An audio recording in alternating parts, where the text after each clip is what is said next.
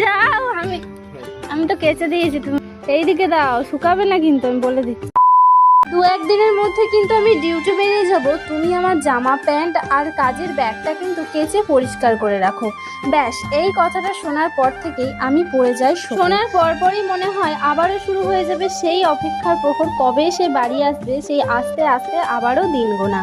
যাই হোক, ডিউটি যাওয়ার আগের দিন আমাকে বলেছিল আমার জামা কাপড়গুলো সব কেচে পরিষ্কার করে রাখো, আর সেই কথা মতো কিন্তু আমি সকাল সকালে উঠে পড়েছি, কারণ পরের দিনে ও বেরিয়ে যাবে।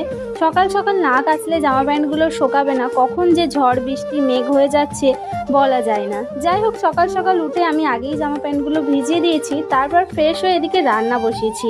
রান্না বলতে জলখাবারে ভাত খাওয়ার জন্য এদিকে ভাত বসিয়েছি, আর ওই আলু ভাতে আর ঘি দিয়ে জলখাবারে দুজনে মিলে খাবো, তারপরেই আমি রান্না বান্না করব।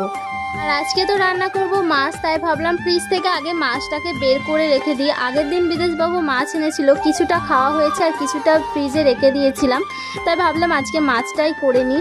আর দেখো, তারপরেই আমি চলে গিয়েছিলাম কাচাকুচি করতে, কিন্তু কাচতে গিয়ে তো পুরোই ভিজে গিয়েছি, তাই ভাবলাম চলো একবারে চানটা করে নিই। এখন বাজে ঘড়িতে 10টা মতো, আমার কিন্তু একদম চান করা হয়ে গেছে।